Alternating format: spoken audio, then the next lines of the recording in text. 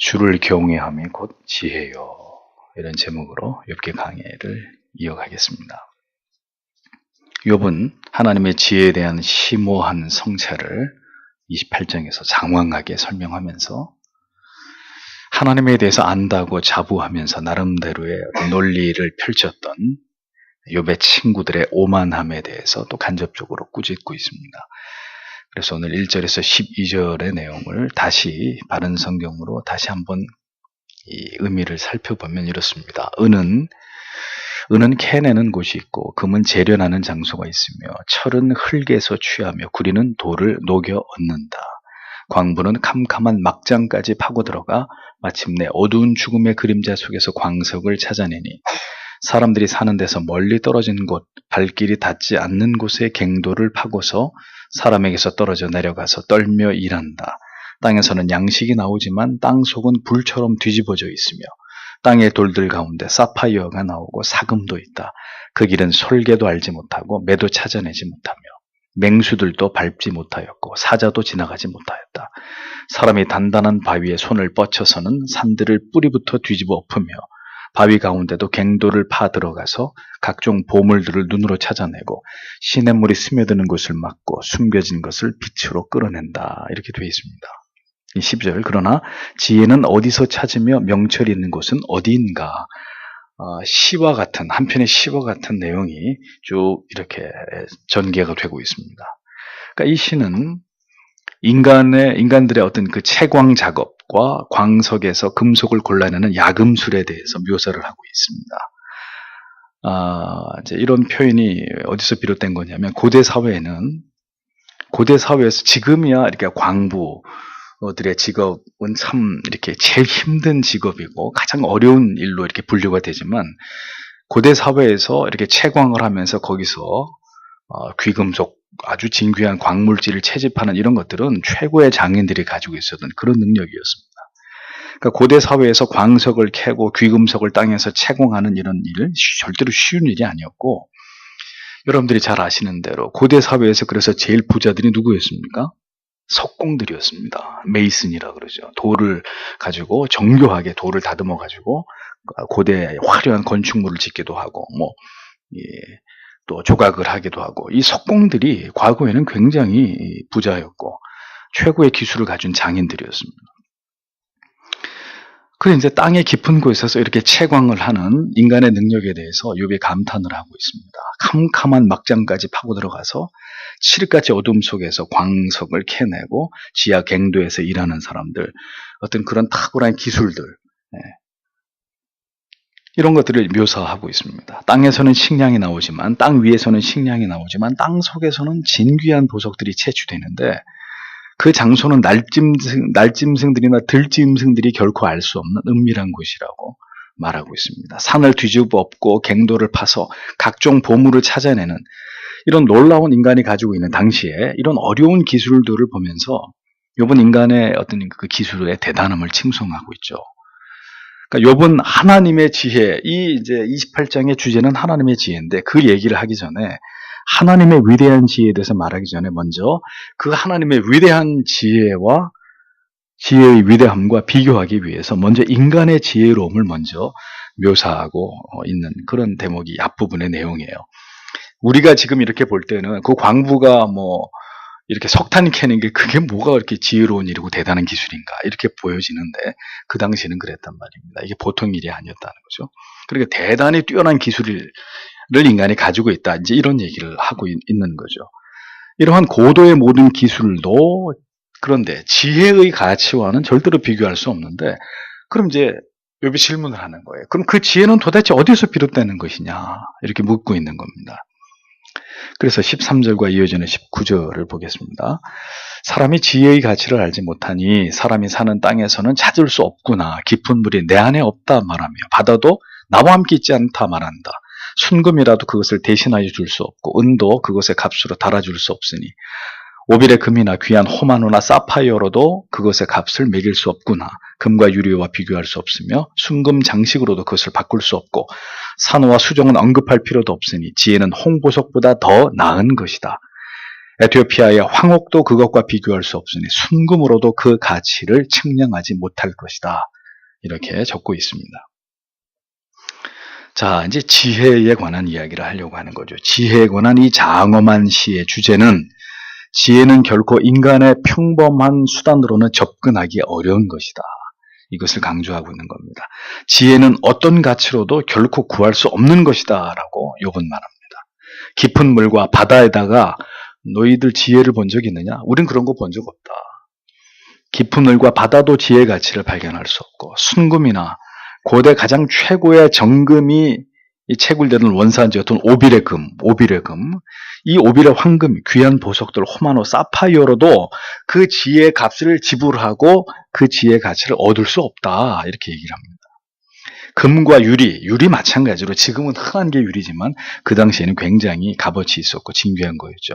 금과 유리의 가치와도 비교할 수 없고 바닷속의 산호나 수정, 홍보석, 에티오피아의 황옥, 당대 고대 나라에서 가장 최고의 어떤 가치를 가지고 있는 귀금속들로도 황금으로도 지혜의 가치는 절대로 측정할 수 없고 그것으로 대가를 지불하고 살 수 없는 것이 지혜다. 욥이 이렇게 설명을 하고 있는 겁니다.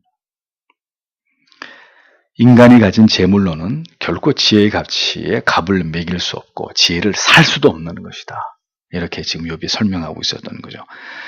20절에서 22절을 보십시오. 그러면 지혜는 어디에서 오며 명철이 있는 장소는 어디인가?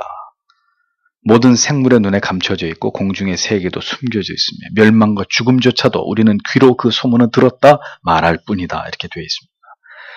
욥은 인간은 절대로 지혜의 출처를 찾을 수 없다고 단정짓습니다. 지혜는 모든 살아있는 생명체들의 눈으로부터 숨겨져 있고 감춰져 있고 이 세상뿐만이 아니라 저 땅속에 죽음의 세계, 음부에서조차도 지혜에 대해서는 아는 바도 없고 듣고 본 바도 없는 가치라고 이렇게 설명하면서 지혜의 그 희소성, 지혜의 희소 가치를 욥이 드높이고 있는 것을 볼 수 있습니다. 그럼 왜 인간은 이 지혜의 가치에 도달하지 못하는 것이고 그 지혜를 인간의 힘으로 소유하지 못하는 것일까요? 욥은 그 지혜는 인간의 것이 아니고 누구의 것이기 때문이라고요? 하나님의 것이기 때문이다. 이렇게 결론 내립니다.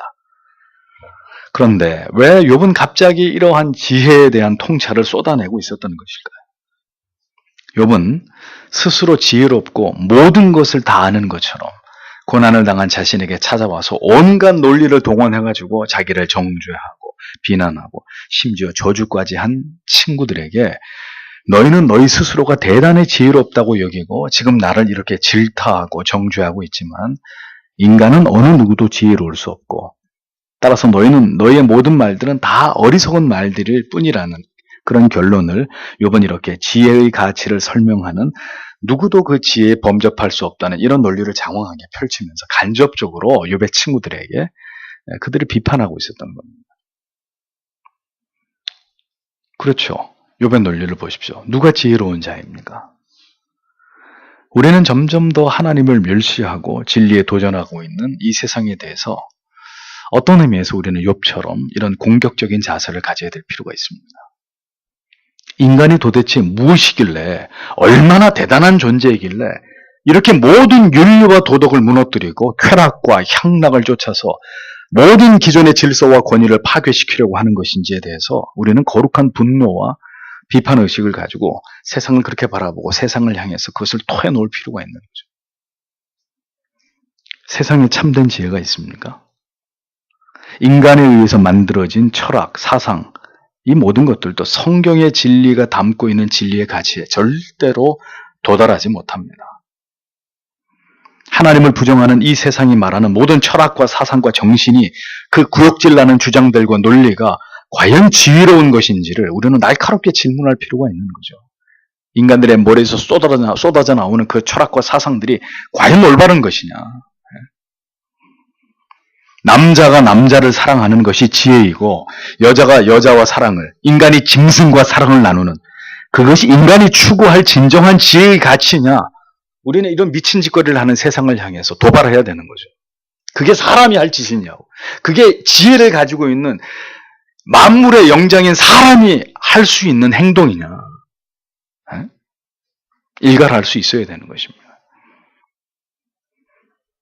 과연 인간이 신이 될 수 있느냐? 지금의 과학의학의 발달로 인간은 감히 이제 죽음을 능가하고 500살도 모자라서 이제는 죽지 않는 뭐 이런 어떤 이제 미래를 꿈꾸고 있는데, 그럼 과연 인간이 신이 될 수 있다고 생각하는 것이냐? 그렇게 생명을 연장해서 오래 살고 싶은 이유가 도대체 무엇이냐? 인간이 만들어가고 있는 이 세상이 지금 어디로 가고 있는 것인지 그대들은 알고 있는 것이냐? 우리는 이 무지하고 어리석은 세상을 향해서 거룩한 도발을 하면서 우리의 끝은, 이 모든 세상의 끝은 결국은 재앙과 멸망뿐이라는 것을 분명하게 무지한 저들에게 이야기해 줄 필요가 있다는 거죠. 우리에게는 지혜가 없다는 것을. 오직 진정한 지혜는 하나님께 모든 죄인을 구원하시고 그리고 모든 죄인들을 멸하시는 하나님의 주권과 섭리에 대해서, 하나님의 지혜가 곧 이 세상을 심판하실 것이고 그 지혜에 의해서 영생과 영벌이 결정나게 될 것이라고, 모든 것이 다 끝이 날 것이라고, 사람도 사랑도 돈도 명예도 권력도 쾌락도 다 끝이 나버리고 그 모든 것들은 다 허무한 것일 뿐이라고, 우리의 마음을 둘 수 있는 가치들이 아니라고, 그렇게 이 지혜 없이 멸망을 향해 치닫고 있는 폭주하는 기관차 같은 세상을 향해서 적어도 그리스도인들은 그렇게 말할 수 있어야 된다는 거죠. 욥의 그 친구들에게 그렇게 말하듯이. 너희들에게 지혜가 어디 있느냐 도대체. 응? 욥은 인간은 그렇게 스스로 지혜로운 것 같으나 절대로 지혜에 도달할 수 없다고 선언합니다. 돌을 캐고 귀금속을 캐내는 탁월한 기술과 능력이 인간에게 있다고 한껏 추켜 세우는 것 같았는데, 그러한 능력으로도 또 그 어떤 귀금속으로도 지혜의 가치를 살 수 없고 누구도 그 지혜의 근원에 도달할 수 없다는 사실을 욥은 이어서 강조를 하고 있었던 겁니다. 욥이 하고자 하는 말은 이것입니다. 23절, 24절. 하나님이 그 길을 이해하시며 그 있는 곳을 아시니 이는 그분이 땅 끝까지 살피시며 하늘 아래에 있는 모든 것을 보시기 때문이다. 이렇게 적고 있습니다. 이 세상과 음부의 세상에서조차도 지혜의 가치를 찾을 수 없고 들을 수 없지만 오직 하나님께서만이 그 지혜가 무엇이고 그 지혜가 어디에 있는지를 정확히 알고 계신다. 이렇게 말합니다. 하나님의 눈은 이 세상의 모든 것을 다 보고 계시기 때문에 지혜가 감추어져 있는 것도 정확히 알고 계신다. 이렇게 여기 묘사를 합니다. 그런데 결국 무슨 얘기를 하려고 하는 것일까요? 지혜는 뭐다? 지혜는 누구다? 지혜는 바로 하나님이시다. 그 얘기를 하는 것입니다. 시편 111편 10절에 여호와를 경외함이 곧 지혜의 근본이라. 그 계명을 지키는 자는 다 좋은 지각이 있나니 여호와를 찬송함이 영원히 있으리로다. 잠언 9장 10절에 여호와를 경외하는 것이 지혜의 근본이요 거룩한 자를 아는 것이 명철이니라. 결국 욥은 하나님께서 지혜의 근본이고 근원이라는 점을 이제 증명하고 있습니다. 25절에서 28절을 보십시오. 그분이 바람의 세기를 정하시고 물의 분량을 달아보시며 비 내리는 규칙과 천둥 번개가 치는 길을 정하셨을 때 그때 지혜를 보시고 선포하시며 굳게 세우시고 시험하셨으며 사람에게 말씀하시기를 보아라 주님을 경외하는 것이 지혜이고 악을 떠남이 명철이다 하셨다. 이렇게 바른 성경에 번역이 되어 있습니다. 지혜의 근원이신 하나님께서 이 모든 우주를, 이 세상을 떠받치고 계시고 기후와 일기와 모든 천상의 어떤 그 현상들과 기상의 규칙, 질서 이런 것들을 다 하나님의 지혜 가운데 그분이 정하셔서 그런 모든 것들을 지금도 운행하고 계신다고 욥이 얘기를 합니다. 세상에 돌아가는 것은 인간의 머리에서 나온 의해서가 아니라 하나님의 그 위대하신 지혜에 의해서 이 모든 세상이 지금 돌아가고 있는 것이다. 욥이 설명을 합니다. 참 재밌는 것은 말이죠. 하나님을 원망하고 하나님께 불평하고 자기의 죽음을 노래하던 사람이라고 도무지 여겨지지 않는 욥의 하나님의 지혜를 노래하는 이 장엄한 표현들을 보십시오. 모든 것은 하나님이 지배하시고 통치하고 움직이고 계신다라고 고백하는 욥이 지금까지 우리가 보아왔던 그 욥이 맞나 하는 의구심이 생길 정도입니다. 그래서 제가 욥의 옆에 있었다면 이런 얘기를 하고 있을 때 딱 한마디 해줬을 거예요. 아니 그걸 그렇게 잘 아는 사람이 지금까지 왜 그랬어? 이렇게 그렇게 하나님에 대해서 그렇게 잘 알면서 그 지금까지 왜 그렇게 하나님한테 원망하고 불평하고 왜 그랬냐? 물어보고 싶어요. 욥은 이 지혜의 근원이 되시는 하나님 앞에서 잠잠하라고 말하는 거죠. 지혜의 근원이 되시는 하나님 앞에서 함부로 욥의 친구들이 그러했듯이 하나님이 이렇쿵 저렇쿵 하나님을 인용하면서 이렇게 저렇게 말하지 말고 오직 지혜 그 자체이신 하나님을 우리는 경외할 뿐이다 라고 결론 내립니다. 지혜의 근원이 되시는 하나님을 경외하는 것이 곧 인간에게 명철인데 이것은 악을 떠남으로 말미암은 것이다 라고 욥은 덧붙이고 있습니다. 인간은 결코 자신의 노력으로 인간의 모든 문제를 풀 수 있는 지혜가 없다는 거죠. 인간은 절대로 자기의 죽음의 문제를 초월할 수 없습니다. 오직 하나님을 경외함으로 오직 그 진리의 부르심을 받아서 그 진리 안에서 성경의 진리를 통해서 하나님을 알게 될 때 그 지혜의 근원 되시는 하나님과 하나님의 말씀을 통해서 비로소 인간의 존재가 무엇인지 인생이 무엇인지 삶과 죽음이 무엇인지 이 세상을 살아가는 이유와 목적에 눈을 뜨게 되는 것이고 진정으로 진리 안에서 지혜와 명철을 얻어서 하나님을 경외하는 참된 피조물로서의 삶을 살아가게 될 뿐이라고 성경은 우리에게 가르쳐주는 것입니다. 그러니까 여러분 지금까지 욥과 친구들의 변론을 쭉 지켜보면 욥 자신도 친구들도 그들은 지금까지 이 하나님의 지혜를 붙들지 않았습니다. 다 자기들의 논리만 앞세워서 서로 지지 않으려고 그렇게 논박을 하고 공박을 했지. 새 친구는 말할 것도 없고 욥 자신도 그랬어요. 욥 자신도 여러분들이 보아오셨다시피 하나님의 지혜 안에서 답을 찾으려고 했습니까? 전혀 아니었잖아요. 그냥 자기들의 머리에서 답을 찾아내려고 자기들의 논리를 가지고 서로 이렇게 변론을 주고받는 이런 모습뿐이었잖아요. 그래서 얻은 게 뭐였습니까? 상처와 아픔과 감정의 골만 더 깊어졌잖아요. 욥의 변론과 친구들의 변론 속에는 전혀 하나님께 이 지혜의 근원이라고 지금 이야기하고 있는 욥 자신도 그 하나님의 지혜에서 어떤 답을 찾으려고 하고 하나님을 경외함으로 그 하나님을 경외하는 마음으로 어떤 변론을 하려고 했던 이런 노력들을 전혀 찾아볼 수 없다는 거죠. 자기들의 입장에서 자기들의 주장만을 서로 공허하게 맞부딪히면서 지금까지 논리를 펼쳤을 뿐이죠. 욥은 이제 여기서 비로소 진정한 지혜의 가치, 지혜의 근원이신 하나님을 인정합니다. 그래서 욥의 태도가 이렇게 급격히 이렇게 선회하니까 많은 신학자들은 이 28장의 위치를 굉장히 난해하게 여깁니다. 이게 여기에 들어가 있는 말씀이 아니다. 이렇게 자꾸 인간적으로 이제 어떤 성경의 틀을 자꾸 고치려고 하는데 그건 잘못된 것이고요. 그러니까 그만큼 이렇게 욥의 내면의 어떤 심리가 이렇게 급변하고 있는 어떤 이렇게 자꾸 이렇게 급격히 달라지고 있는 이런 모습들이 욥기 후반부에 이렇게 전개되고 있는 것을 우리가 보게 되는데, 그렇습니다. 욥은 이제 진정한 지혜의 가치, 또 지혜의 근원이신 하나님을 인정하고 있는 거죠. 그러면서도 여전히 또 다음 장으로 넘어가면 여전히 또 감정적으로 여전히 동요하고 있는 모습이 나타납니다. 인간이 어리석게도 자기의 생각과 망상에 젖어 있는 한 결코 지금 그가 느끼고 있는 괴로움과 고통과 상처와 집착으로부터는 절대로 벗어날 수 없다는 것을 우리는 욥의 모습을 통해서 깨닫게 됩니다. 지혜의 근원이신 하나님을 머리로만 알고 입술로만 읊을 수 있는 것으로 모든 문제에서 벗어날 수 있습니까? 그건 자기를 기만하는 거예요. 진정으로 그 지혜의 근원이신 하나님을 경험하고 인생에서 정말 중요한 가치가 무엇인지를 깨닫게 될 때 인간은 오늘을 살아가는 삶에서 벌어지는 모든 문제로부터 자유로워질 수 있는 것입니다. 하나님을 경외함이 지혜이고 악에서 떠남이 참된 명철이다. 오늘 이 말씀을 여러분이 깊이 묵상해 보십시오. 오늘의 모든 괴로움과 고통과 갈등과 치유되지 않는 상처의 이유는 그대가 여전히 자신의 시각으로 자신을 바라보고 문제를 바라보고 있기 때문이다 라는 것을 인정하십시오.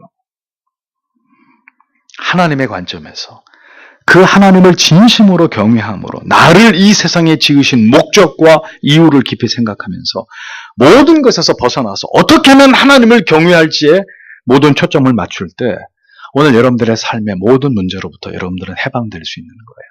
근데 그 본질에 초점이 안 맞춰지니까 우리의 삶의 많은 문제들 때문에 괴로워하고 좌절하고 낙심하고 갈등하고 여기서 못 헤어나는 거죠.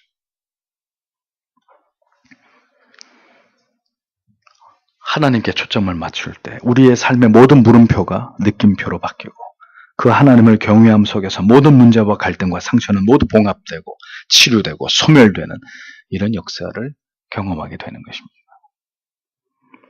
하나님을 경외하지 못하게 하는 모든 생각과 마음과 감정들이 악이라는 죄라는 것을 왜 모른단 말입니까? 욥은 친구들에게 너희들이 가진 어줍지 않은 지혜를 버리고 하나님을 올바로 경외함으로 너희 속에 있는 악에서 떠남으로 참된 지혜와 명철을 얻어야 하지 않겠느냐? 이렇게 말하고 있었던 겁니다. 물론 그렇게 말하는 그 자신에게도 지금 이 말씀은, 이 깨달음은 반드시 필요한 것이고 필요한 진리라는 것을 욥은 이제 서서히 깨달아가고 있으리라고 그렇게 믿어집니다. 그러므로 여러분, 모든 괴로움과 고통의 답은 결국은 하나님을 아는 것입니다. 하나님께 더 집중하는 것입니다. 우리는 이 문제를 놓고 이게 어떻게 해결되고 이게 어떻게 깨지고 이게 좀 어떻게 좀 해결됐으면 하지만 그거는 문제를 해결하는 올바른 방법이 아닙니다. 그렇게 우리의 환경과 삶이 우리를 힘들게 하고 어렵게 하고 지치게 하고 우리를 절망하게 할 때마다 우리는 그 문제에서 벗어나서 하나님을 바라봐야 되는 거예요. 하나님께 집중해야 되는 것입니다.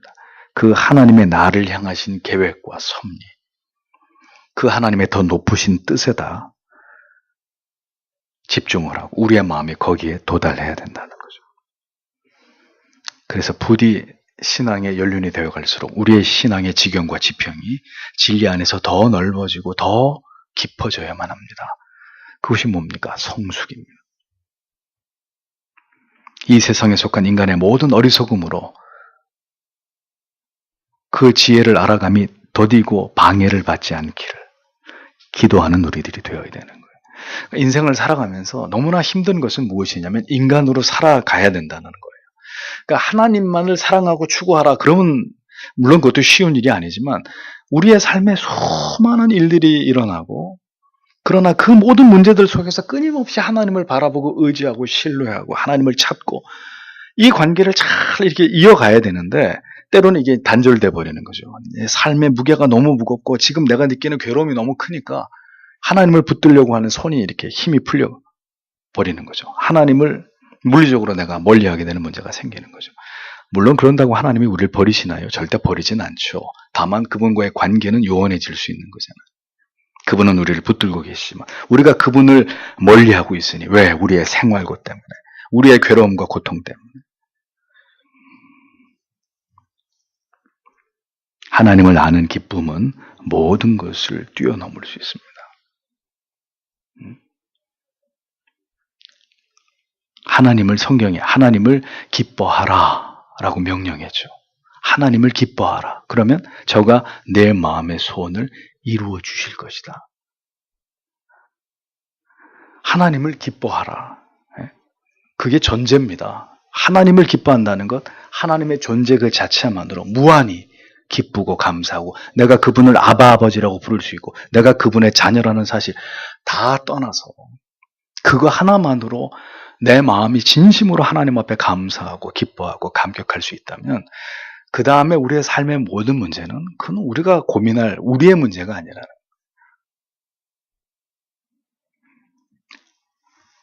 그것이 우리의 영혼을 솟아게 하는 능력이라는 것을 잊지 마십시오. 어떤 문제로부터도 도망치려고 하지 마세요. 어떤 어려운 문제의 해법을 알려고 골몰하지 마세요. 그건 답이 아닙니다.